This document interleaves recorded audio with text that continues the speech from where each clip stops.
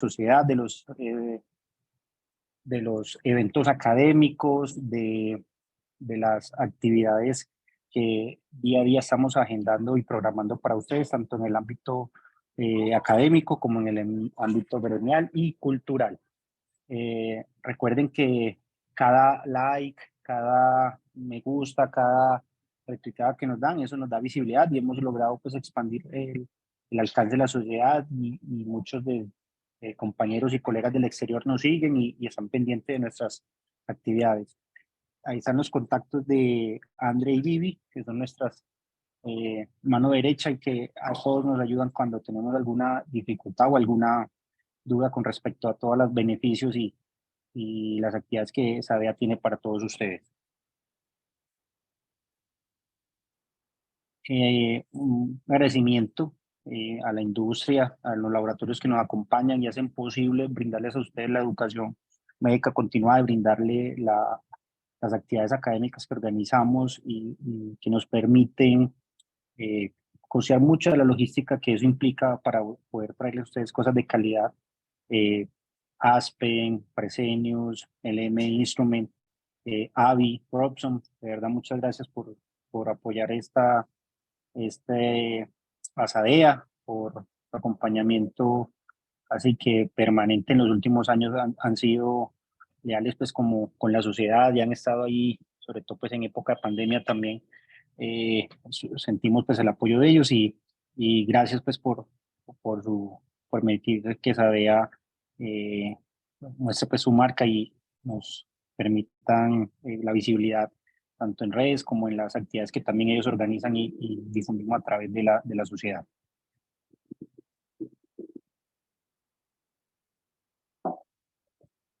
Entonces, recuerden los fondos que tenemos para todos ustedes, donde están los beneficios. Tenemos el auxilio de investigación para cuando tengan algún póster, congreso, proyecto de investigación. Ahí están las condiciones. André y Vivi los ayudan para gestionarlo. El fondo de solidaridad para cuando tengan alguna calamidad o alguna incapacidad. Eh, Recuerden que esos fondos están ahí a disposición de ustedes. A veces son subutilizados, a veces se les olvida que están ahí y no los aprovechan.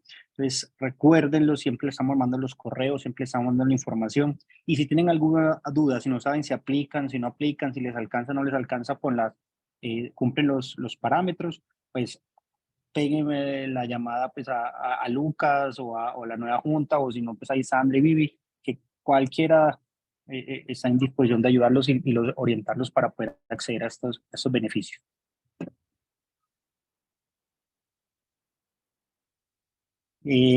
Recuerden que esa es la próxima actividad que tenemos, la tuvimos, por esta semana quedó recargada, esta semanita quedó con 2 actividades, pero esta fue la actividad que intentamos hacer en febrero con el doctor Rafael Herrera. Eh, Tuvimos pues los inconvenientes a nivel de la logística, en la parte pues, con la interacción en la plataforma Zoom, pero lo logramos reagendar. La agenda del doctor Rafael estaba muy apretada y por eso van a ver que esta semana quedó un poco cargada con 2 actividades la misma semanita, pero están cordialmente invitados. Es este jueves, 7:30 de la noche, y un tópico también muy interesante para que nos acompañen este jueves. Bueno, lo mismo que venimos hablando ya hace, vamos, 3 años larguitos. Eh, Sin más preámbulo y con ya casi 70 participantes en la reunión, vamos a darle inicio. Para mí es grato, es un placer, es un orgullo presentar al doctor Felipe Ramos, que nos está acompañando hoy aquí. El doctor Felipe Ramos es cardiólogo, especialista en electrofisiología. Se desempeña o trabaja en mi grupo, en la Clínica Medellín, del Grupo Quirón Salud. El doctor Ramos, con amplia experiencia docente pues, a nivel de pregrado, posgrado, y nos acompañan a los fellows algunos fellows de anestesia cardiovascular también en la formación. Entonces, es un placer tenerlo aquí con nosotros y nos va a acompañar de un tema que siempre es un coco, es un ladrillo que siempre a veces nos pone a patinar porque hay decisiones que son difíciles. Todos yo creo que alguna vez hemos estado enfrentados a una FA y con sus diferentes variantes. Entonces, la propuesta que yo le hice al doctor Ramos cuando le propuse esta actividad fue que tratáramos de establecer como unos tópicos muy claros del FA sobre nosotros, el impacto de nuestro día a día, nuestro crecer perioperatorio. Él amablemente aceptó. Íbamos a tener esa conferencia en el marco del Nacenceno. Por compromisos laborales de urgencia, el profesor no nos pudo acompañar, pero se comprometió a que nos íbamos a reagendar también la actividad, y aquí está hoy acompañándonos y brindándonos pues esta actividad para todos nosotros. Profe, muchísimas gracias por acompañarnos, gracias por aceptar la invitación y adelante. Perfecto, no, a Enrique muchísimas gracias y a todos pues por la participación aquí. Les voy a compartir entonces para que arranquemos. Esperamos un momentico que cargue.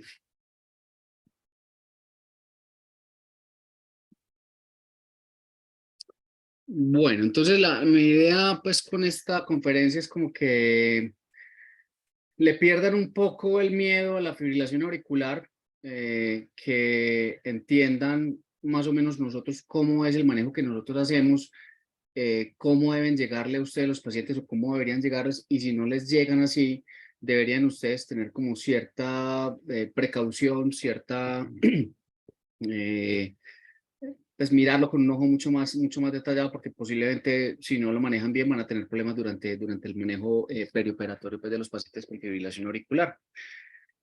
Entonces, no acaba de cargar, ya.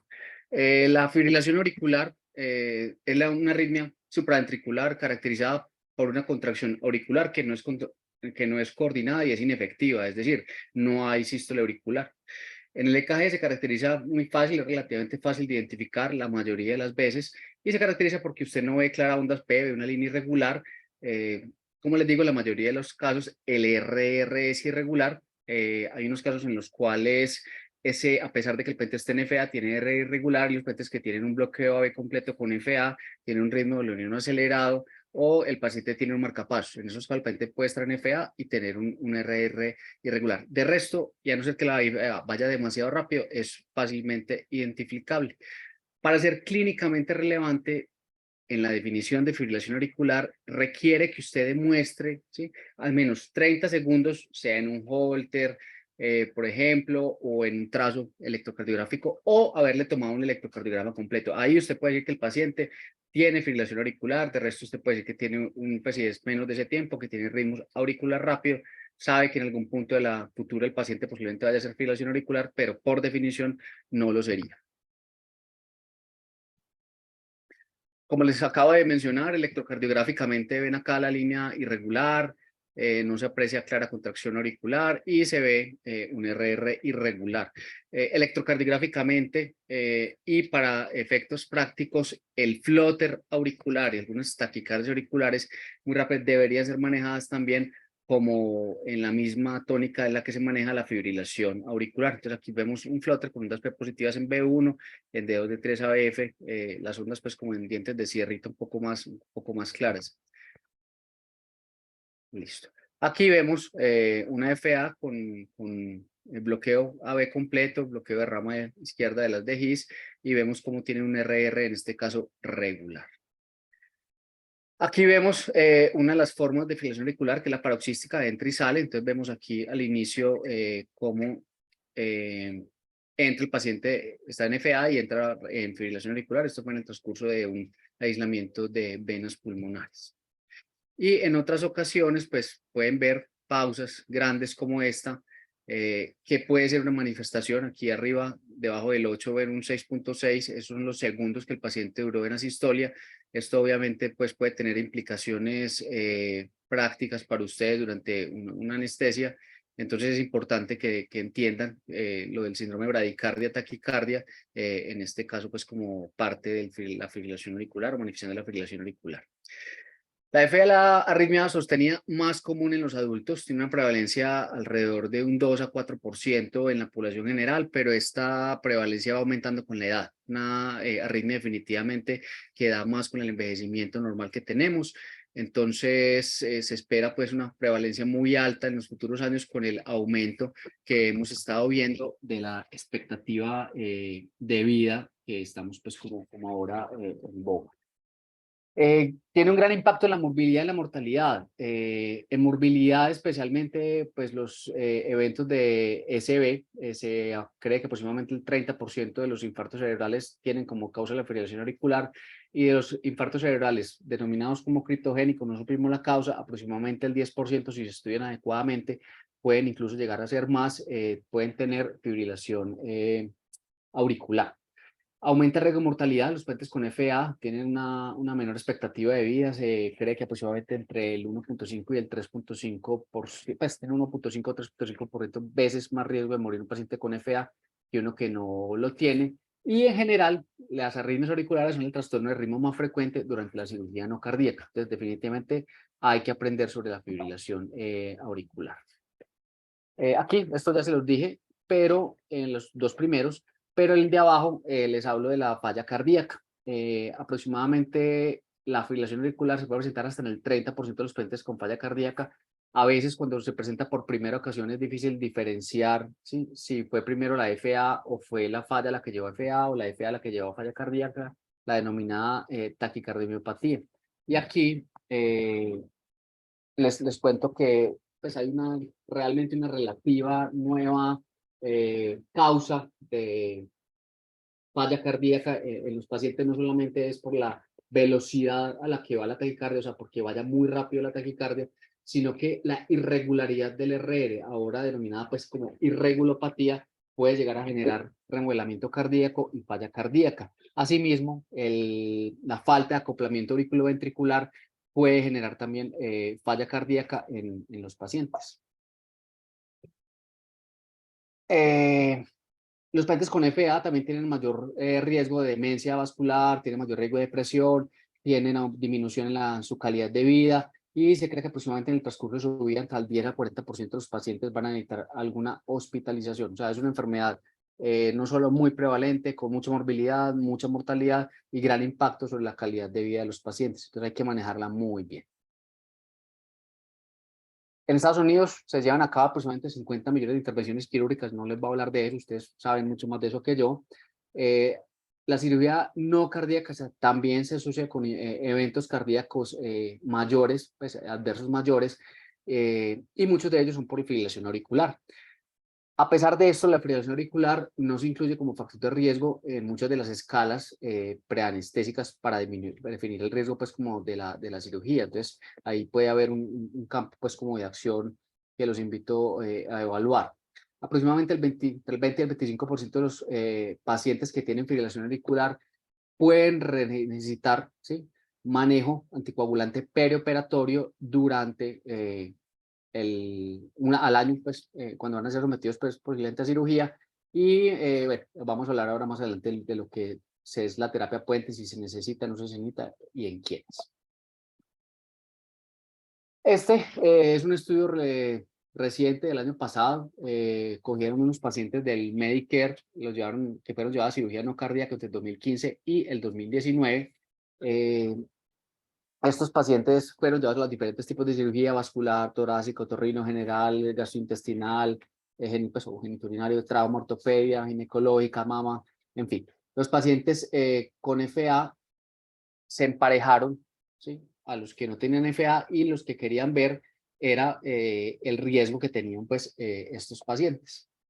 Entonces, aquí ven claramente cómo los pacientes que tienen fibrilación auricular en general, si ustedes revisan aquí con detenimiento, pues eran más hombres, eran más blancos, pero también tenían más diabetes, eran más hipertensos que los otros, tenían más enfermedad valvular.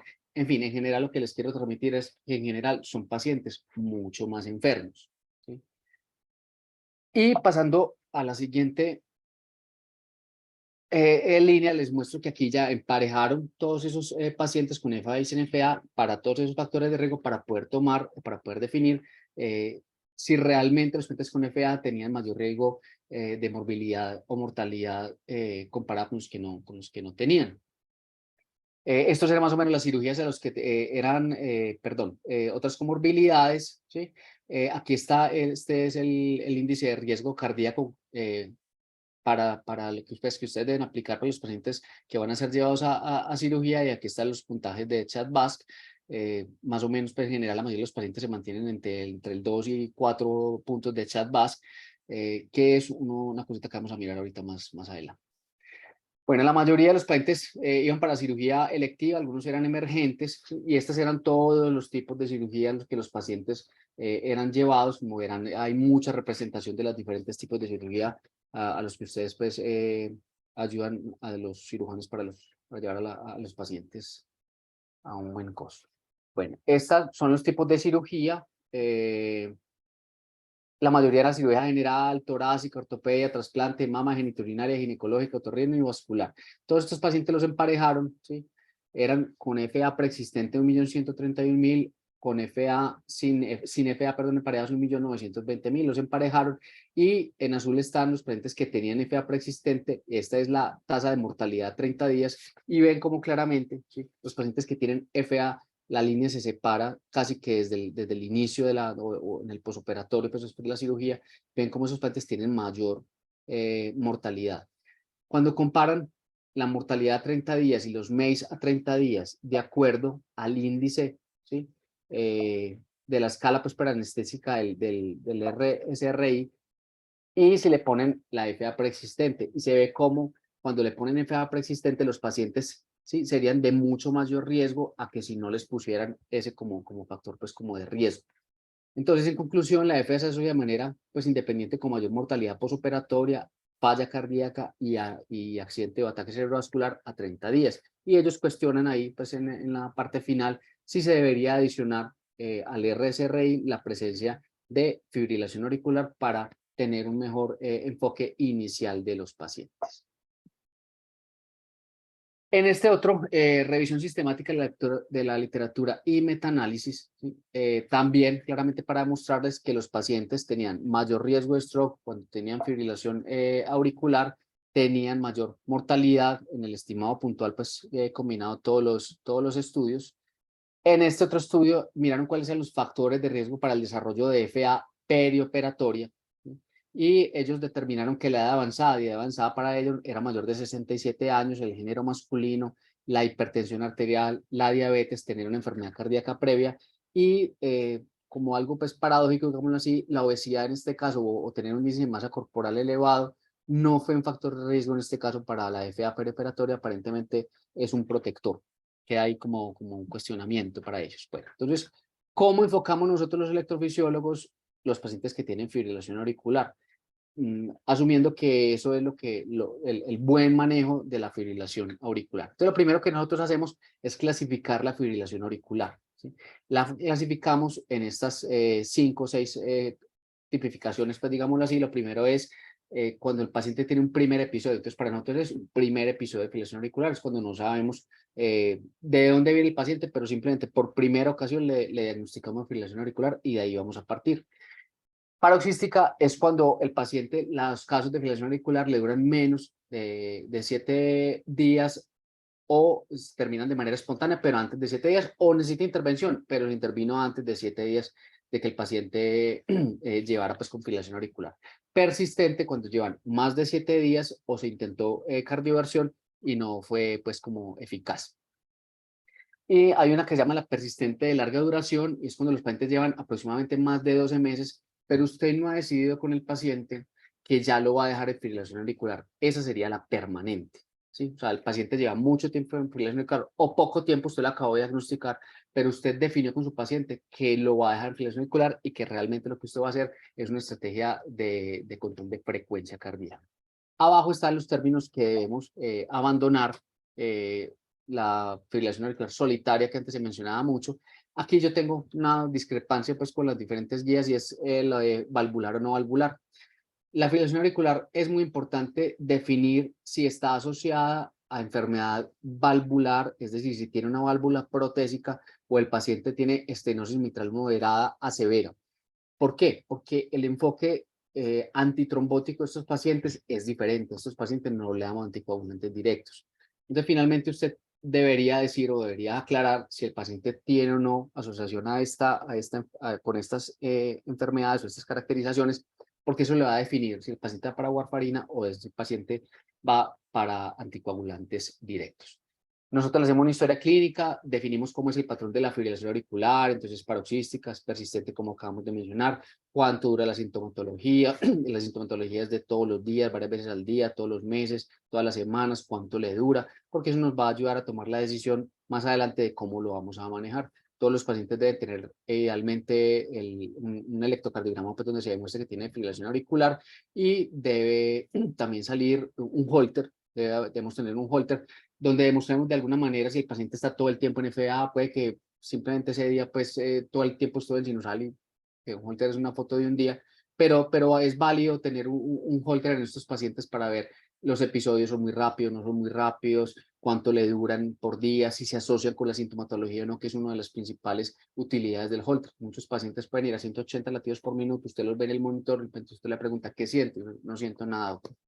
Entonces es importante eso también para el paciente y para ustedes, porque un paciente puede estar asintomático, 180, llevar así mucho tiempo, ya estar en taquicardiopatía y aún no saber. Entonces, hacemos un laboratorio hematológico básico que nos va a servir para definir cuáles son los medicamentos que le vamos a dar al paciente, en fin, hemograma, creatinina, y para definir también posibles enfermedades que pueden generar fibrilación auricular, especialmente o para definir la tirotoxicosis, y también los niveles de TSH, transaminasas, que nos van a definir si podemos dar manejo antiarrítmico posteriormente, pues o no.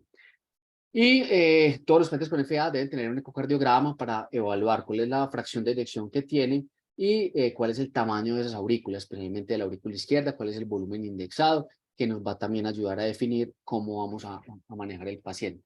Eco transesofágico en unas situaciones muy especiales, específicamente si usted quiere definir una cardioversión eléctrica, de ahorita vamos a hablar un poquito más de eso. Bueno, esto es como yo le hago la analogía, es como si fuera la escala de NIHA, ¿sí? Para la fibrilación auricular, y este es el ERA. Entonces el ERA va de 1, 2A, 2B, 3 y 4, de acuerdo a si los síntomas no, pues la FA no causa síntomas en el paciente, la actividad diaria es normal y los síntomas son muy pocos, si afecta la vida cotidiana, ¿sí? O si realmente es imposible pues, vivir con la fibrilación auricular, que el paciente está incapacitado, que ese sería el ERA 4. Eso realmente son la minoría de los pacientes, la mayoría de los pacientes, yo les diría que están entre 1 y 2A, por lo menos los que yo veo. Entonces, para el manejo, para que sea realmente como de fácil recordación, entonces se adicionó como esta memotecnia, es el ABC, ¿sí? Lo primero es avoid stroke, o sea, evite el stroke.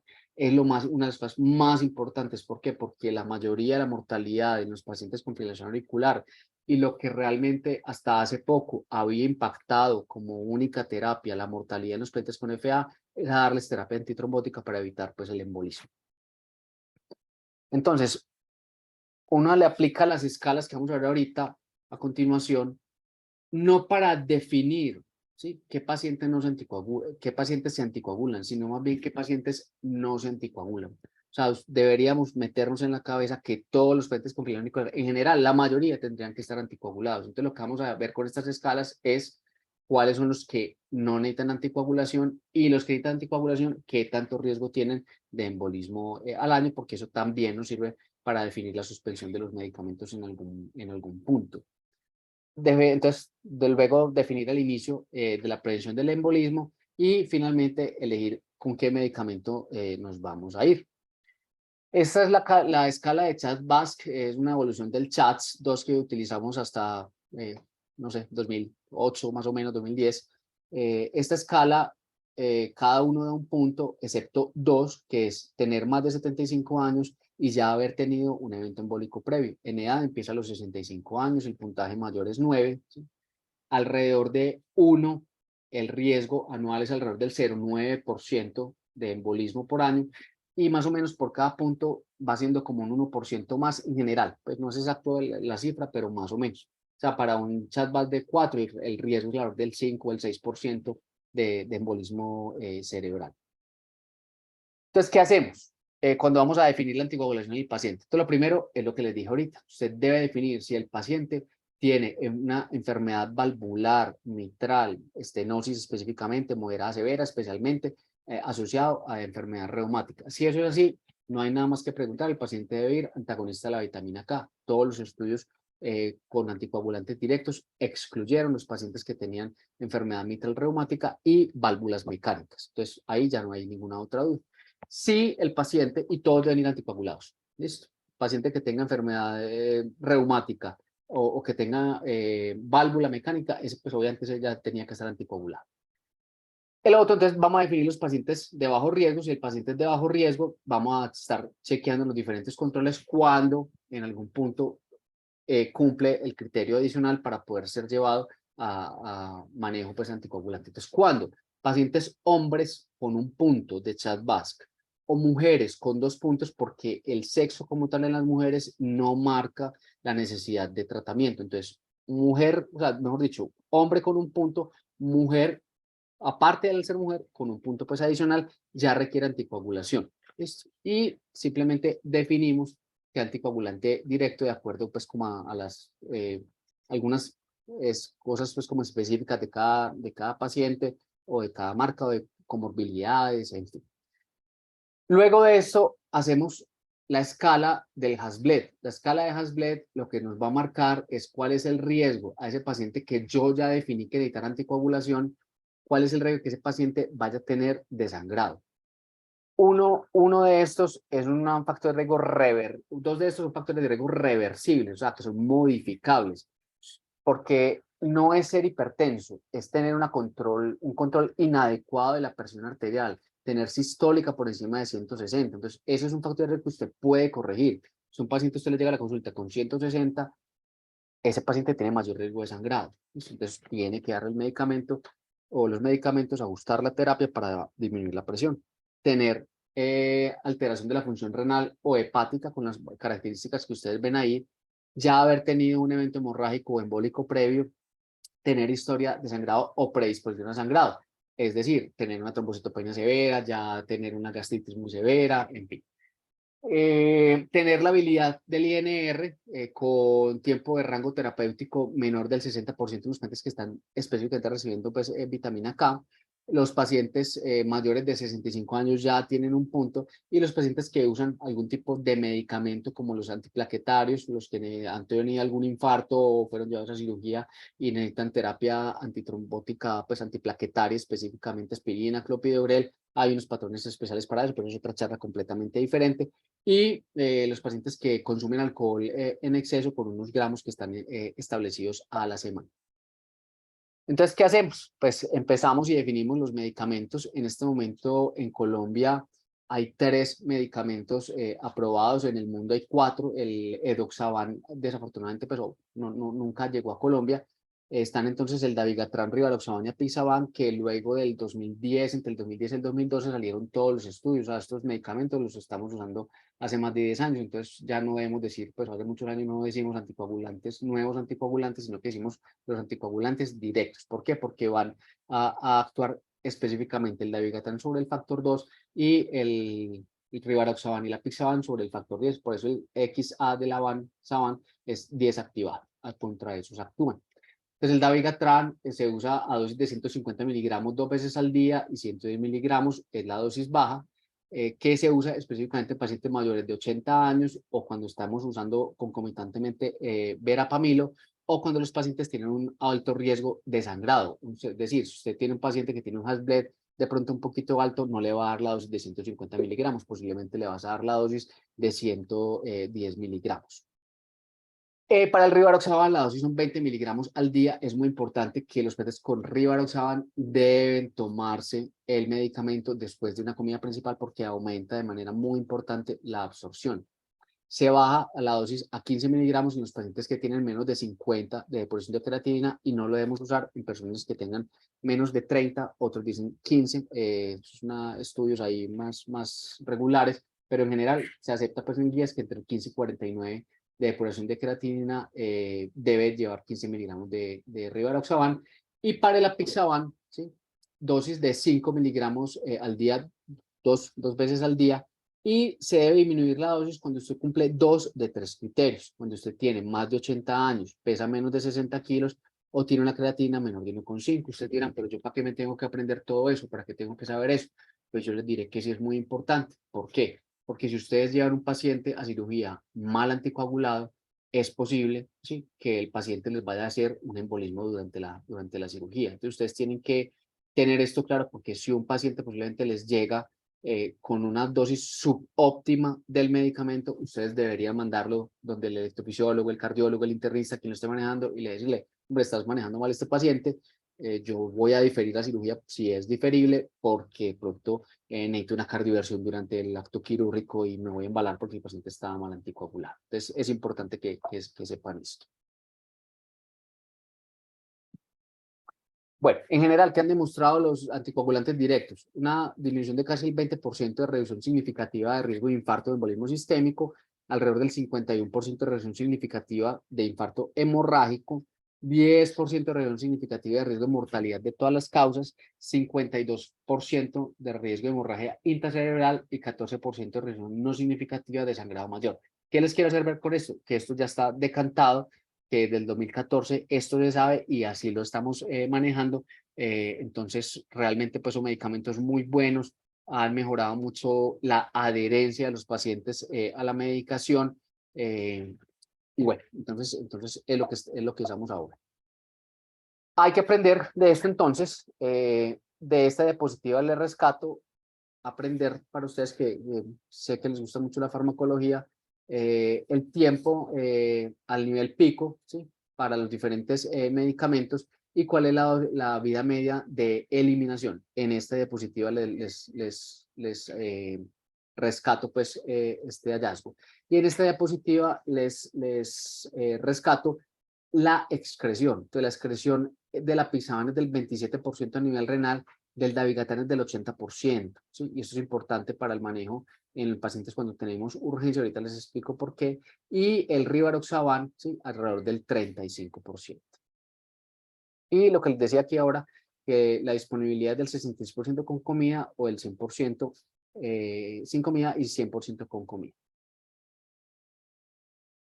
Hay unos exámenes en general que no necesitan, o sea, parte como el beneficio de los anticoagulantes directos es que usted no necesita hacer un examen periódico para definir cómo es el efecto del tratamiento, pero en el caso en el que usted tenga algún accidente, necesite algún tipo de intervención en un momento en el que el paciente está anticoagulado, es bueno que usted sepa cuál es la acción que tienen los diferentes anticoagulantes sobre los diferentes tipos de laboratorios de coagulación, porque eso le va a permitir a usted saber si el paciente está en un grado alto, pues como del medicamento, como si tiene mucha disponibilidad todavía, si está en un efecto ya bajando pues el medicamento. Entonces es importante que se aprendan pues como esta diapositiva, que lo tengan por ahí como a la mano. La parte B del manejo es Better Symptom Control, que es definir, ¿sí?, usted va a manejar al paciente los síntomas alrededor de la frecuencia o alrededor del ritmo. De una vez les digo, cualquiera de las dos estrategias es válida para el manejo de los síntomas y para el manejo del paciente con fibrilación auricular. Soy electrofisiólogo, obviamente voy a preferir generalmente siempre el ritmo, aunque a veces uno dice, esta batalla no la voy a dar si yo tengo una persona de 90 años con dilatación severa de la aurícula izquierda y la fibrilación auricular, la respuesta ventricular ya está controlada, yo no le voy a intentar pues cardiovertir al paciente o manejar el ritmo. O si es asintomático completamente, tampoco pues obviamente me vaya a ir a manejarle el ritmo. Pero si es una persona joven, 45, 50, 60 años, sintomático, ha sido difícil controlar la respuesta ventricular o de una queremos ir al control de los síntomas, entonces es importante definirle más bien el control del ritmo. Entonces, como les acabo de decir, es válido para mejorar los síntomas. Hasta más o menos como el 2008 creo que fue que salió el estudio RAISE-2, en el cual hasta ahí teníamos un control estricto de la frecuencia y creíamos que eso era lo que había que tener el paciente con frecuencias por debajo de 80 y con ejercicio por debajo de 100, 110, pero después salió el RAISE-2 que nos mostró y nos aclaró, digámoslo así, que podíamos ser un poco más laxos con el control de la respuesta ventricular y que si teníamos a los pacientes con menos de 110 de frecuencia ventricular, eso era un buen control de la frecuencia cardíaca y con eso se impactaba pues de manera importante la morbilidad y la mortalidad en cuanto a falla cardíaca. Eso sí, pacientes que ya tienen falla, posiblemente 110 no va a ser una buena meta y la meta posiblemente va a ser mucho menor, alrededor de 80. ¿Cómo vamos a controlar el ritmo? Pues tenemos tres estrategias. La primera es cardiovertir al paciente, la segunda es la estrategia farmacológica y la última es la intervencionista, que es llevar al paciente pues, a aislamiento de las venas pulmonares, de lo cual pues, no les voy a hablar mucho hoy. ¿Cuál es el medicamento o los medicamentos que tenemos disponibles para el control agudo de la frecuencia cardíaca? En nuestro medio solamente tenemos dos, es el metoprolol, pues en esta parte metoprolol tartrato de beta bloqueadores, y le podemos dar pues dosis de 2,5 miligramos hasta 4 dosis, 2,5 a 5 hasta 4 dosis, el efecto es corto. Si el paciente de pronto tiene fallo, necesitamos un control más sostenido, podemos usar esbolol a la dosis que ustedes ven ahí. En ocasiones lo tenemos que hacer, pacientes que tienen edema pulmonar, no le podemos dar beta bloqueador, no podemos darle amiodarona al paciente por algún motivo, el esmolol es una alternativa pues muy válida. La digoxina, honestamente no nos gusta mucho a los electrofisiólogos, pero en casos agudos y en casos que realmente el paciente tenga signos de falla cardíaca, pues es una alternativa válida. ¿Por qué no nos gusta? Dice, pues, o sea, hay estudios que han asociado el uso de digoxina con aumento en la mortalidad en los pacientes con fibrilación auricular. La digoxina aumenta o genera mayor fibrilación auricular, y recuerden que por el mecanismo de acción la digoxina es como para pacientes que estén muy quietos, pacientes que tengan un simpático muy acelerado, la digoxina va a tener realmente muy poco efecto. Y como última opción para el control agudo de la frecuencia cardíaca, pues podemos usar la amiodarona. Eso es un caso como extremo, digámoslo así. No es normal que usemos amiodarona para control de la respuesta ventricular, especialmente si las personas están jóvenes por la toxicidad que tiene el medicamento. Entonces justifica asumir ese riesgo, esa toxicidad en los pacientes pues ya como demasiado o para manejar ese el ritmo, pero no para controlar la frecuencia, habiendo otras alternativas con menor morbilidad. Si lo vamos a usar, pues lo vamos a usar estas dosis que vemos ahí, 300 miligramos en bolo, y después infusión continua para darle aproximadamente entre 500 y 1 gramo al día, ¿sí? Bueno, si definimos que realmente lo que queremos es el ritmo, que como les digo, vamos a preferir el ritmo en personas jóvenes, muy sintomáticas, aurículas, ojalá que no estén severamente dilatadas, pero si están severamente dilatadas, normalmente le podemos dar una impregnación con amiodarona alrededor de un mes o completarle por lo menos 10 gramos de impregnación y posteriormente llevarlos a cardioversión eléctrica, es la primera, pues como la primera fase, digámoslo así. Entonces, en este aspecto de la cardioversión, pues tienen que aprender porque de pronto usted le va a tocar cardiovertir el paciente ahí, en sala de cirugía, porque se les puso pues como mal. Entonces, si el paciente requiere una cardioversión eléctrica urgente, ahí no hay nada que hacer, que no está anticoagulado, que no tiene contraste esofágico, nada. Póngale heparina intravenosa para que actúe rápidamente, si tiene cardiovertirlo, cardioviértalo, y esperando pues o rezando a los que rezan, al universo, meditando, lo que quieran, que no pues que no haga ningún evento pues como de embolismo. Si usted tiene el tiempo de estabilizar al paciente o ya sabe esto y lo puede llevar hacia cirugía conociendo esto, pues si necesita el paciente cardioversión lo puede hacer con mucho mayor seguridad. ¿Listo?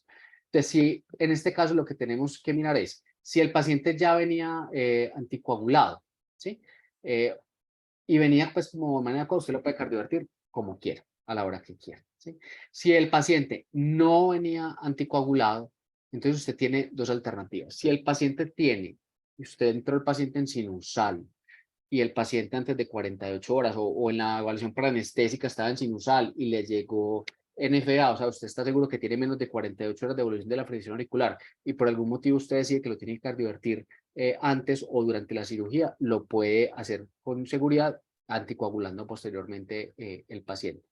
Si el paciente tiene más de 48 horas de fibrilación auricular, o sea, usted lo vio en la consulta preanestésica y lo operó a los 5 días, a los 5 días les llegó en fibrilación auricular, ahí ya la cardioversión, ojalá no la haga. En ese caso, usted debería anticoagular al paciente durante 3 semanas, y a las 3 semanas puede llevar la cardioversión segura o hacerle un ecotroesofágico descargando la presencia de trombos y cardiovirtiéndolo en las siguientes 48 horas. Esas son las alternativas que tiene. Y finalmente, después de cirugía, debe reiniciar anticoagulación. En los pacientes que llevan más de 48 horas, deben estar anticoagulados un mes. Si el chat-VAX le da bajo, o si el paciente le da un CHA+DS alto, usted debería dejar al paciente anticoagulado de manera permanente si la FA pues no tuvo un evento desencadenante, pues fue que le puso mucha adrenalina, dobutamina, alguna cosa así por el estilo. Para cardiovasión farmacológica tenemos dos medicamentos, el Bernacalan, eso estuvo como muy de auge alrededor del 2012, realmente no creo que no cogió como tanta fuerza, pero es un medicamento que cardiovierte al paciente de manera rápida.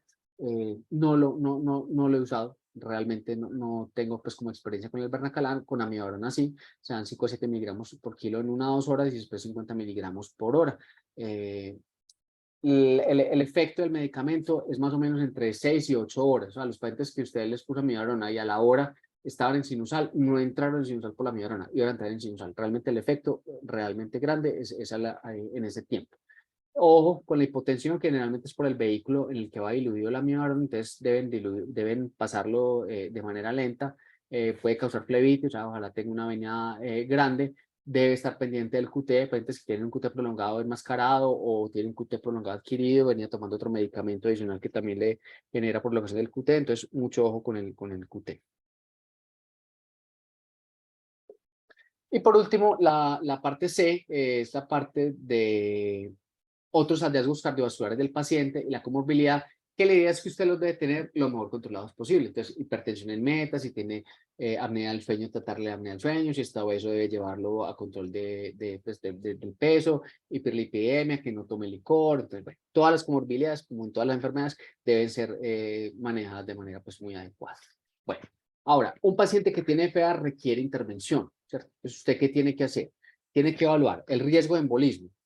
Entonces, tiene que aplicarle el CHA+DS si el paciente tiene una FA no valvular. Tiene que mirar cuál es el riesgo de sangrado. ¿Listo? Entonces, Has-Bled para ese paciente. Tiene que mirar cuál es el tipo de cirugía a la que usted lo va a someter.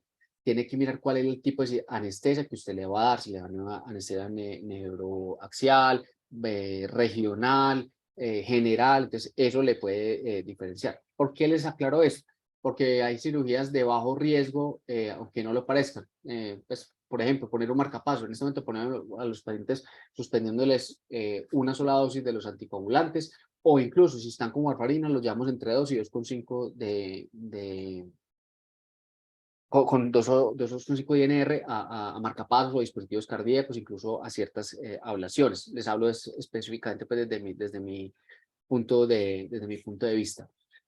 Deben mirar cuál es el control que el paciente tiene de la fibrilación auricular. Entonces, si el paciente viene bien controlado, les llega su consulta preanestésica y el paciente les llega con 80, 90 de frecuencia, o les llega en sinusal, les dice que no ha tenido sintomatologías, ese paciente va bien.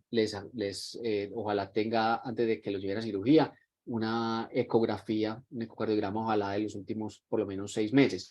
¿Cuáles son los medicamentos que el paciente está tomando, específicamente los anticoagulantes o los antiarrítmicos? Y en los anticoagulantes es muy importante que tengan claro a qué horas toma el paciente el medicamento, porque cuando usted lo van a suspender, tienen que hacer la cuenta muy bien, por si solamente van a suspender una dosis, que no vayan a llevar al paciente con algún tipo de residuo pues, en la sangre del medicamento. Y lo otro es la función renal.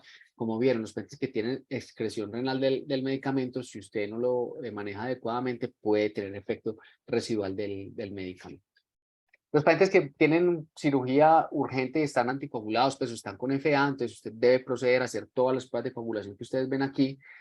Si el paciente tiene reversa, que ya vamos a hablar de eso, del anticoagulante, pues si es necesario, désela, opérela, hágale otra vez los parámetros pues, de coagulación y lo que esté alterado, intente corregirlo. Si el paciente va para cirugía, pero usted puede aplazarla lo más que pueda, es lo ideal para que le dé tiempo a que el medicamento llegue con el mínimo efecto. Está el idarucizumab, que es, es un fragmento de anticuerpo humanizado contra el dabigatran. Tiene efecto en minutos para contrarrestar el dabigatran. La dosis es de 2,5 miligramos en 2 dosis o 5 gramos de una, pero desafortunadamente puede no neutralizar totalmente el efecto, entonces hay que estar pendientes. Y a pesar de usted haberle dado el medicamento, puede reaparecer el efecto luego de 12 a 24 horas, entonces tiene que estar también de acuerdo o pendiente de los efectos residuales del medicamento. Existe también el Andexanet, que es para revertir el efecto de los antagonistas del factor 10. Sin embargo, no hay FDA autorizada para el uso de estos medicamentos previo a cirugía, solamente para los pacientes que están sangrando. Entonces, factores de coagulación. Hay RCTs y registros que muestran poca necesidad en general en el uso de estos. Se debe evaluar el efecto procoagulante contra el potencial protrombótico. Entonces, si usted ve que el paciente no está sangrando, no tiene los tiempos muy prolongados, no, es mejor que no le ponga nada si el paciente tiene un alto riesgo embólico. Entonces, por eso les digo que tienen que balancear muy bien los riesgos y los beneficios de dar este tipo de terapia. ¿Sí? Estudios con voluntarios sanos han mostrado, ¿sí?, que el complejo concentrado de proteína es útil cuando se tiene que usar. Definitivamente el plasma fresco congelado, la vitamina K y la proteína no están indicados en este tipo de pacientes. Para la cirugía entonces selectiva, hay lo que les dije previamente, hay un cuarto de los pacientes que requerirán ajuste en el manejo antitrombótico a 2 años por cirugía electiva. Alrededor del 2010 se cuestionó la terapia puente, principalmente por el advenimiento de estos anticoagulantes directos. Para los que usan warfarina, vamos a ver que tampoco está indicada por el estudio Bridge, que salió publicado en el 2015 en el New England. Hay diferentes sociedades, diferentes recomendaciones, no hay como unas guías claras, aparte de esto que yo les voy a proponer, pues, o que está propuesto por la ERA, yo no.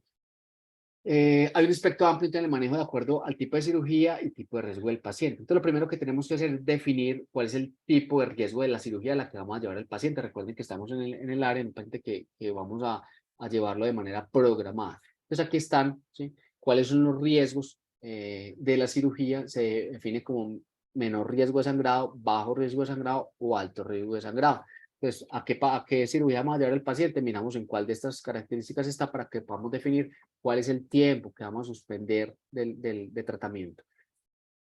Suspensiones muy largas, ¿sí?, pueden llevar a que el paciente tenga algún evento embólico. Suspensiones muy cortas pueden llegar a que el paciente sangre. Esto a veces, créanme, no es fácil, ¿sí? Les pongo un ejemplo. Yo hace como 1 año pudo haber sido, operé, le hice una ablación del nodo AB a una abuela, 80 y punta de años, casi los 90 años, gordita, punción venosa algo difícil. Le hice su ablación del nodo, le dije a la familiar, no le empiece el anticoagulante hoy porque la punción estuvo difícil, es gordita, hágasela al otro día, pues empieza al otro día, no le vi mayor problema, ¿sí? Aunque el CHAS-VASc obviamente estaba un poco alto, pero el HAS-BLED también. La señora embolizó, ¿cierto? Hizo un infarto cerebral, afortunadamente pues se recuperó, la familia estuvo muy atenta, la llevó al neurológico, le hicieron trombolisis y le fue bien, pero es maluco, obviamente, ¿cierto? Y es difícil. Entonces, debemos como intentar ajustarnos un poco más a las guías, que sea que por uno u otro cosa que pase nos van a juzgar, digámoslo así. Es bueno tener la parte del respaldo de nosotros, el respaldo científico, digámoslo así. Este artículo me pareció difícil pero interesante, y es cómo debe ser el manejo perioperatorio, y esto es con lo que, pues como el estudio con el cual se basó el dejar a un lado la terapia puente, ¿sí? Este es un estudio que salió publicado en JAMA. En este estudio prospectivo con 3 cohortes de dabigatran, rivaroxaban y apixaban, el punto final primario era definir el sangrado mayor o embolismo arterial, y punto final secundario era sangrado mayor, no sangrado menor, o tener un infarto pues, cerebral. Fueron en total casi 3.600 pacientes y se evaluaron desde el 2014 hasta el 2018. Aquí están las medias de los pacientes para apixaban, para dabigatran y para rivaroxaban, alrededor de 1.000 para estos dos y 600 para este. Por algún motivo que yo no me queda aún claro, el dabigatran es el menos usado pues, en el mundo. Entonces miren cómo aproximadamente pues, 3,5 de CHAS-VASc, 3,5 de CHAS-VASc, 3,3 de CHAS-VASc. Estas eran las principales comorbilidades pues, que tenían los pacientes. Generalmente, cuando un paciente tiene FA, generalmente es un paciente bastante enfermo. Tenía pruebas de hemoglobina, plaquetas en general pues muy normales. Otros medicamentos que usaba, y aquí pues alto riesgo de sangrado alrededor del 30%, bajo riesgo 60%. Entonces, ¿qué hacían ellos? Definieron, ¿sí?, cuál era el riesgo, ¿sí?, de la cirugía, de lo que hablamos ahorita. Si era de alto riesgo, ¿sí? Entonces, para Apixaban, suspendían el Apixaban 2 días antes. Si era de bajo riesgo, 1 día antes. Para el Dabigatran, si la depuración de creatina era mayor de 50 y la cirugía era de alto riesgo, 2 días antes, sino 1. Para los que tienen menos de 50, ¿sí? Deberían suspender el Dabigatran 4 días antes y si es de bajo riesgo, 2. Y para el Rivaroxaban, si tenían alto riesgo, también 2 días y Rivaroxaban 1. Y también muy importante, el momento en el que vamos a reiniciar la terapia, ¿sí? Entonces también acá, si era de alto riesgo, 1 día, ¿sí? Si era para los de bajo riesgo, casi que el mismo día empezar el coso, y esto pues aplica casi que para todos. Entonces, ¿qué se evidenció aquí? Ellos, una parte estadística, ellos definieron para sangrado mayor 2% para sangrado mayor y 1.5% para embolismo arterial. Eso fue lo que ellos definieron para sus valores de P, que era significativo y que no era significativo. Aquí, ¿sí? Los pacientes para bajo riesgo y sangrado pues asociado, aquí están los valores, ¿sí? Para alto riesgo aproximadamente el 67%, ¿sí? Con Apixaban tenían bajo riesgo de sangrado, 65% bajo riesgo de sangrado y alto riesgo 32, 34 y 34. ¿Qué concluye el estudio? Finalmente, cuando hicieron un análisis por protocolo en el que para ver la diferencia con sangrado del 2% sangrado mayor, de acuerdo a los diferentes estudios, estaba soportado este esquema para Dabigatran y Apixaban y análisis por protocolo para excluir embolismo arterial, del 1.5% fue soportado para las 3 cohortes. Con base en esto es que las guías, ¿sí? Nos llevan a definir pues, esos tiempos de suspensión. La terapia puente, ojo, no está indicada en anticoagulantes directos. Con warfarina, como les mencioné previamente, la terapia puente se asocia con mayor riesgo de sangrado y no disminuye el riesgo de embolismo de manera significativa, como les conté. Eso está en el estudio Bridge, que sale publicado en el New England en junio del 2015. Aquí está, entonces, la recomendación de las guías europeas de la Sociedad del Ritmo, pues como cardíaco europeo, para los diferentes medicamentos, para Dabigatran y para Apixaban y Rivaroxaban, que es más o menos un resumen de lo que les acabo de decir, pero con aquí pues como sumado a la depuración de creatina, que es importante para tener en cuenta.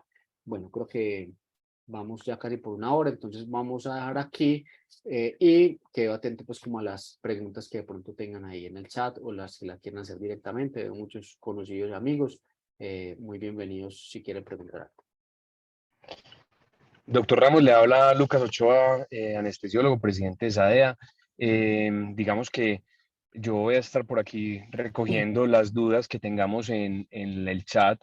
Nos las pueden escribir en un segundito.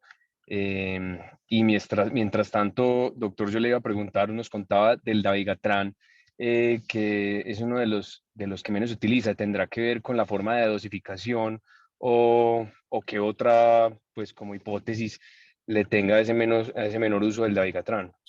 No, pues lo que yo percibo, por lo menos acá en la ciudad, es que fue mal gerenciado, ¿sí? El Dabigatran fue el primer medicamento que salió, ¿sí? Fue el que pegó, digamos así, como el que pegó primero, ¿cierto? Es un excelente medicamento.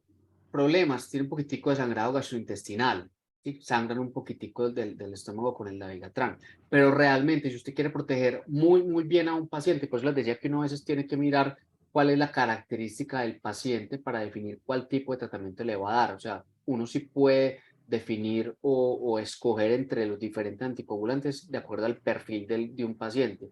Si yo tuviera un paciente con un CHA2DS supremamente alto, yo le daría Dabigatran, ¿sí? Porque la dosis de 150 miligramos demostró ser mejor que la warfarina en el estudio RELY, con un riesgo de sangrado muy similar.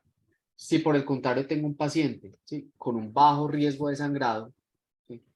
Pero con un alto riesgo de sangrado, posiblemente le voy a dar la dosis de 110 miligramos de Dabigatran, que tiene una protección por lo menos igual a la warfarina, pero con menor riesgo de sangrado que si estuviera dando warfarina, ¿cierto? Todas las comparaciones de estos medicamentos fueron hechos con warfarina. Entonces, yo creo que es como un prejuzgamiento de alguna manera, o mal agenciado, en fin. Pero mira que no solamente fue aquí, sino que en el mundo, en los diferentes cohortes, se muestra que el Dabigatran posiblemente es uno de los menos usados. No tengo pues como una clara causa de por qué pasa eso, pero es un buen medicamento. Perfecto. Por aquí tenemos una pregunta.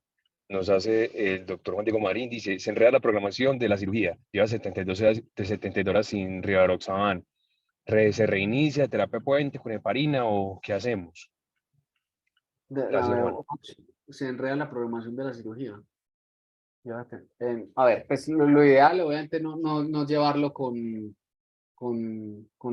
pues sin Rivaroxaban 72 horas, es mucha la suspensión. Como te acabo de decir, la terapia puente de Juan no está indicada pues con heparina. No te entiendo ahí que la parte como desenreda la programación de la A, cirugía. a nosotros nos sucede, doctor, que digamos que todo estaba perfecto para hacer el procedimiento, pero no sé, o sea, era una prótesis.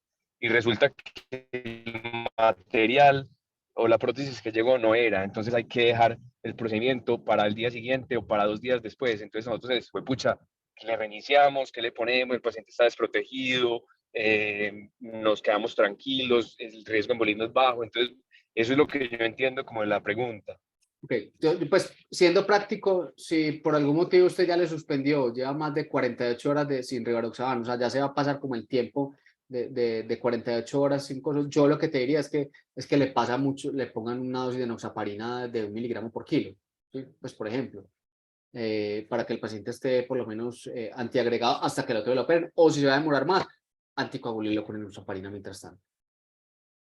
Me parece muy chévere pues la idea. Yo creo que no la habíamos pensado y una vez se tiende a ir es como por lo que también tiene fácil suspensión, pues sí es de pronto heparina no fraccionada y demás, pero pues no es fácil a veces por tener lo que tener con la infusión continua y demás. Sí, no, yo creo que heparina no fraccionada, pues en la era de las heparinas de bajo peso molecular está como muy mandada a recoger. Yo creo que si ustedes ya saben que un día no lo operaron, sabe que ese día no llegó, ese día no lo van a operar, ¿cierto? Entonces, póngale una dosis de enoxaparina ese día y al otro día lo operan, ¿cierto? O asuma que asuman el problema de que no lo pudieron operar, del Rivaroxaban un día y espere 2 días y lo operan.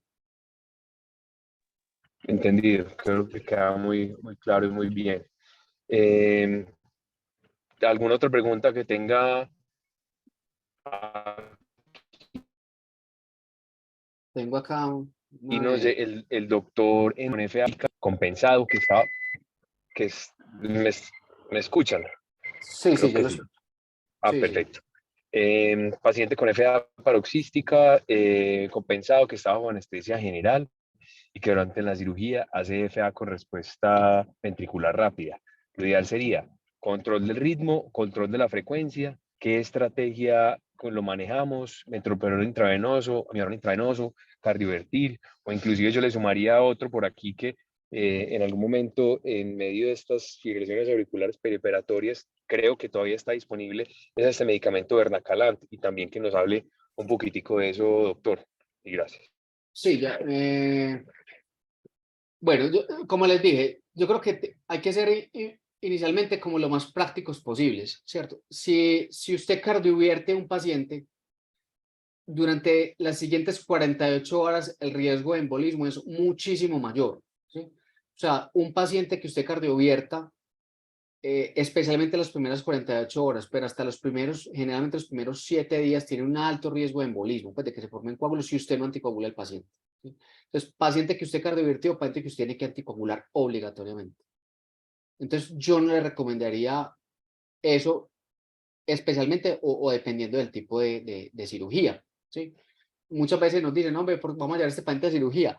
¿Por qué no lo cardiovertimos antes de la cirugía? Yo les digo, yo se lo cardiovierto, pero lo tienen que anticoagular un mes y no le puede faltar la anticoagulación. Entonces, mira, ¿cómo así? Así, no se puede dejar de anticoagular al paciente que usted cardiovirtió. Entonces, yo les diría que ese paciente, más bien, tratarlo con control de la respuesta ventricular. es tan eficiente y es tan bueno como tratarle el ritmo. Yo le recomendaría la cardioversión como una cosa urgente, ¿sí? Como una cosa que el paciente se le está descompensando, que se les está chocando, que les dejó de orinar, pues que ustedes ven que el paciente va mal y ustedes creen que es por la fibrilación auricular y no han logrado controlar la respuesta ventricular, pues de pronto llévelo a cardioversión con esa salvedad, ¿sí? Usted tiene que anticoagular al paciente que usted cardiovertió. El Perfecto. Bernacalan, yo les mencioné ahorita durante la conferencia, es un medicamento que salió alrededor del 2012, creo que fue. Es un medicamento que tiene efectos específicamente como en la aurícula, ¿sí? Enlentece los periodos refractarios de la aurícula, enlentece algunos tiempos de conducción, tiene efectos sobre los canales de sodio y los IKUR de potasio. Pero realmente este es el caso muy bueno para Bernacalan, ¿cierto? Un paciente que usted necesita una cardioversión rápida, ¿sí? Es un caso bueno. Yo no lo uso mucho, pero ni he visto que lo usen mucho, pero es un medicamento que se puede usar en este tipo de pacientes. Perfecto, doctor. Yo creo que es muy al lugar la pregunta del doctor Anaya porque pues es digamos que una de las situaciones en las que nosotros nos ¿Qué les va a enfrentamos es pasar? Ujú. que nos tenemos un paciente con una FA, no sabemos el tiempo de evolución, no sabemos si es de nuevo, probablemente se debe a un cuadro de sepsis y uno en algún momento el paciente empieza maluco, uno intenta inicialmente no tener que, pues no sabe si tiene trombos, si de pronto puede embolizar y demás, entonces uno intenta manejar la estrategia de control del ritmo, perdón, de la frecuencia, pero digamos que en ocasiones eso no se puede. Creo que queda muy claro es este pedazo Sí. que no, yo pues, Yo les hago un refuerzo y sí, una idea, doctor Lucas, de lo siguiente. sí, La fibrilación auricular perioperatoria como tal, ¿sí? No hay una clara fisiopatología, ¿cierto? Hay gente que cree que son catecolaminas abundantes el evento pues como quirúrgico, el estrés, hay gente que cree que es estrés de la pared auricular, en fin, digamos que la fisiopatología es un poco diferente a la FA que nosotros vemos. Lo que sí yo solo puedo decir es que un paciente que esté escéptico, un paciente que tenga una crisis no sé, EPOC, asma, que usted le esté dando adrenalina, dobutamina, dosis alta, que tenga pues como inotrópicos a dosis altas, ese paciente usted lo va a cardiovertir y al poco tiempo le va a volver a recurrir. Y recuerden que una cardioversión, específicamente pues la cardioversión eléctrica, no es inocua y puede generar aturdimiento miocárdico. Y hay pacientes que hacen edema pulmonar y empeora la presión de erección de cuenta de la cardioversión. Entonces yo por eso siempre les hago como la cuñita de que idealmente al inicio, en pacientes que estén críticamente enfermos, inicialmente, no sé que el paciente vaya a 200 latidos por minuto y no hayan sido capaces con medicamentos pues, de controlar la respuesta ventricular, no intenten cardioversión.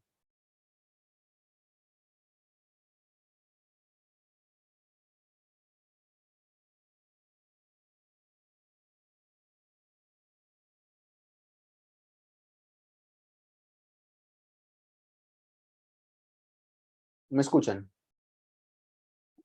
qué pena, doctor, sí. Sí, queda muy claro, creo que el reforzamiento de la idea. Pues curiosamente anoche estuve de turno y eso fue lo que pasó. O sea, un paciente con una FA, no sabía el tiempo de evolución, pero 170 de cardíaca y la estrategia de control ritmo no sirvió. En últimas, le terminé poniendo amiodarona porque pues era, y con eso se alivió completamente. Pero creo que vale la pena hacer la discusión y sobre todo que lo que nos dijo de que la cardiovisión eléctrica no es inocua. Tengo por aquí una última pregunta, doctor, otras dos, perdón. Nos pregunta el doctor Sergio Ramírez Pulgarín. Buenas noches. Uso de ácido tranexámico empírico.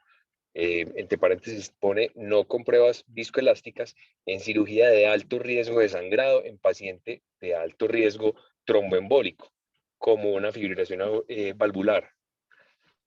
¿Se utilizaría, no se utilizaría? ¿Cree que tenga alguna No utilidad? tengo conocimiento sobre el uso de ácido tranexámico, pues sé que es un procoagulante y en general pues aumentaría el riesgo. Yo intentaría no tener pues, que utilizar ácido tranexámico, no veo pues como una indicación clara ahí para usarlo, no sé que el paciente esté pues sangrando y esté sangrando, caso en el cual pues, habrá que usarlo. pero pues lo usan como medida, pues como de urgencia, entiendo yo, pero no veo pues como idealmente que se tenga que usar o idealmente si se puede, mejor no usar. Perfecto, doctor Ramos. El doctor José Antonio nos pregunta sobre el caso del doctor Anaya y nos pregunta que en caso tal de que hubiese necesidad de cardiovertirlo, como y que nos indicó se necesita la anticoagulación, creo que pronto se refiere de pronto es a qué sería el esquema ideal de anticoagulación, de pronto pensando en si habría necesidad de poner un bolo inicial de enoxaparina. Probablemente si fuera la Sí, heparina obviamente, pues ahí pues, no, regular ustedes la están solución. ustedes están en la Sí, anestesia y bueno, por algún sí, motivo el paciente entró en FA rápida, se les colapsó, lo tuvieron que cardiovertir. Hombre, terminan la cirugía y lo anticoagulan. Sí, pues cuando a la sí, mayor brevedad posible. Obviamente siempre va a de primar acuerdo. en ese caso lo que está pasando en el momento, no la van a anticoagular para que el paciente se les desangre ahí durante la cirugía. Ya cuando la hemostasia esté lista, el le hombre, esto quedó súper seco, quedó súper limpio, no va a sangrar, empiece o es una zona de herida que usted es compresible, entonces alguna cosa lo podemos pues o lo van a empaquetar, en fin, cosas como esa que hombre, se anticoagulará más o menos rápido, pero la idea es que el paciente pues deberían anticoagular después de la cardioversión. ¿Qué protocolo? Inicialmente, pues yo creo que algo que sea revertible con facilidad, en ese caso sí creo que pudiera ser heparina no fraccionada. Yo creo que de ahí uno sopesa muy bien ese riesgo de sangrado que tenga específicamente el tipo de procedimiento de pronto. eh, y definitivamente pues es ese pedazo hasta cuándo se obtiene la hemostasia con la que uno esté tranquilo. Muy bien.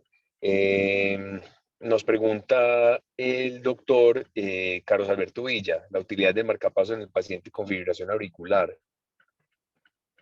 Eh, pero como para prevenirla o bueno, a ver, no sé. Yo, Pues porque hay estudios en fibrilación auricular posoperatoria en pacientes pues para cirugía cardíaca y la estimulación auricular es una de las cosas que disminuye la incidencia de fibrilación auricular posoperatoria en cirugía cardíaca, ¿sí?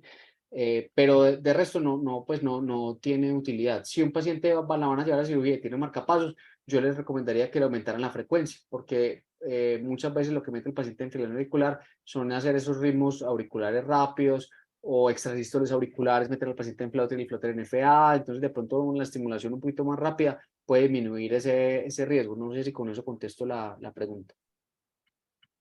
por aquí que nos escribe de pronto el doctor, En síndrome de Brady aquí, claro, hay que poner marcapasos, ¿sí? Eh, Eso es una de las enfermedades pues como malucas de manera que usted no tiene forma de manejarla si no es con un marcapasos. Si los pacientes tienen episodios de respuesta rápida o hacen pausas y usted necesita darle beta-bloqueador o calcioantagonista, el paciente se pone muy lento, pues no tienes otra forma de seguirle tratando si no le das, si no lo estimulas. Y da igual si el paciente tiene pausas patológicas, pero con mayor razón porque se van a caer, se van a sincopar o se les va a deteriorar si el paciente está de cirugía, donde les haga esas pausas que les mostré al principio durante cirugía, creo que el paciente pues se les va a colapsar rápidamente. por aquí nuevamente, pues digamos que es nuevamente parte de lo que ya hemos estado discutiendo, el doctor Oscar nos pone un paciente del que ya hemos estado hablando y yo creo que de pronto si se me corrige si de pronto no digo el mensaje que nos quiso eh, pasar. Nos dice, tuve un problema con un paciente urgente, comprometido cursando con una FA con una respuesta anticular rápida, hipotenso con noradrenalina, de cuál sería el manejo ideal. Entonces, según cuentas, nos dice usted, hacer idealmente un manejo inicialmente de la frecuencia, intentando la estrategia de control de la frecuencia e intentar que no tener que cardiovertirlo porque probablemente lo más probable es que muy pronto ese paciente vaya a recaer en FA teniendo en Sí, cuenta que está con un goteo de noradrenalina, ¿correcto? exacto. Mientras el paciente no tenga la patología de base resuelta, mientras el paciente siga séptico, mientras el paciente Sí, siga con inotrópicos a altas dosis, ¿cierto? sí, Ese paciente no te, o sea, lo va a cardiovertir y te va a volver a entrar en FA, ¿sí? Entonces correcto. le vas a estar dando y dando y dando y en algún momento te va a hacer falla cardíaca porque se va a aturdir ese miocardio. Entonces, Sí. a lo que yo me refiero es a no ser que el paciente esté pues colapsado del todo, intenten inicialmente más bien manejar el paciente sin cardioversión eléctrica, me refiero yo, ¿cierto? Lo Sí. que vos hiciste con tu paciente el día de ayer es posiblemente lo que había que hacer, ¿cierto? ¿Cuál es el riesgo de ponerle amiodarona para control la respuesta ventricular a un paciente? Que el paciente te entre en sinusal por la administración de la amiodarona. Pero Sí. pues si tuviste en cuenta eso antes de la cirugía y el paciente venía adecuadamente anticoagulado, o sea, el paciente llevaría menos de 48 horas, sin FA, pues en teoría no habría tanto riesgo de que el paciente tuviera un trombo, pero siempre es el riesgo, uno de los riesgos de usar amiodarona cuando usted no la usa para controlar el ritmo, ¿cierto? Sino para controlar la frecuencia, que de pronto el paciente te entre en sinusal cuando vos no estás preparado o no querías eso porque pues, el paciente tiene un trombo o no sabes si le tiene pues porque no estaba bien anticoagulado. Pero vuelvo y les digo, una cosa es como el mundo ideal, lo que uno debería hacer, pero otra cosa es lo que uno le toca hacer ahí en el momento, sobre todo ustedes que les toca actuar como de acuerdo a lo En que caliente. sí, exactamente, en caliente. Entonces yo creo que lo que hiciste está muy bien. Perfecto. Bueno, no veo por aquí más preguntas. Muchísimas gracias. Ah, bueno, veo por aquí una última. Digoxina intraoperatoria. ¿Se podría usar? Sí, lo Yo que yo creo les que dije, tanto beta bloqueador, el esmolol, que ahí veo que alguien pregunta por beta bloqueador, el esmolol, recuerden que es un beta bloqueador pues muy seguro y muy titulable, entonces usted le inicia la titulación y si no, pues el paciente no tiene como los efectos adversos, le puede dar y le controla muy bien la respuesta ventricular. El esmolol es un excelente medicamento. Digoxina sí, pero acuérdense lo que les dije. La sí. digoxina cuando usted tiene un simpático muy acelerado es mala para controlar la respuesta ventricular, ¿sí? La pueden usar, le sirve como inotrópico adicionalmente si el paciente tiene algo de falla cardíaca, pero no sé si les vaya a ayudar mucho, pero la pueden usar, claro que sí.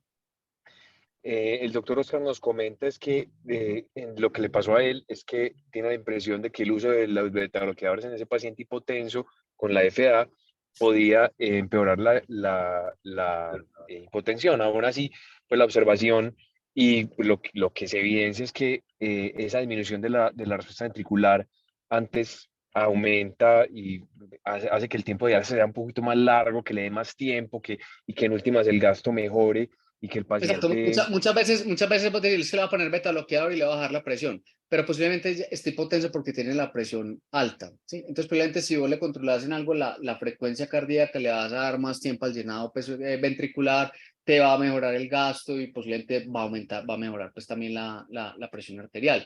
Entonces, hay que mirar. Metoprolol, De pues, acuerdo. lo que no sería la alternativa, pero en esos casos de pacientes que están agudamente enfermos con edema pulmonar, el esmolol es una buena alternativa. Si está muy hipotenso, hombre, de pronto mira la amiodarona, aunque acuérdate que la amiodarona intravenosa también te puede poner hipotenso el paciente, sobre todo si la administras muy rápido. De acuerdo. Bueno, ahora sí, doctor, muchísimas gracias a todos los asistentes. Muchísimas gracias a usted por la charla, muy chévere. Por aquí la tendremos grabada y la podremos poner en las redes sociales y en SADEA Académico, que es el canal de YouTube de SADEA, donde tenemos el repositorio de las charlas. Muchas gracias a todos, una buena noche, que descansen y por aquí los tendremos pasado mañana, que les debíamos también una charla que teníamos pendiente de hace unos días.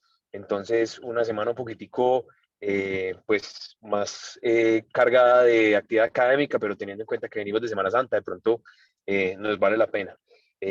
A todos un buen descanso y a usted, doctor Ramos, muchas gracias nuevamente. No, a ustedes muchas gracias, que estén bien. Una buena noche.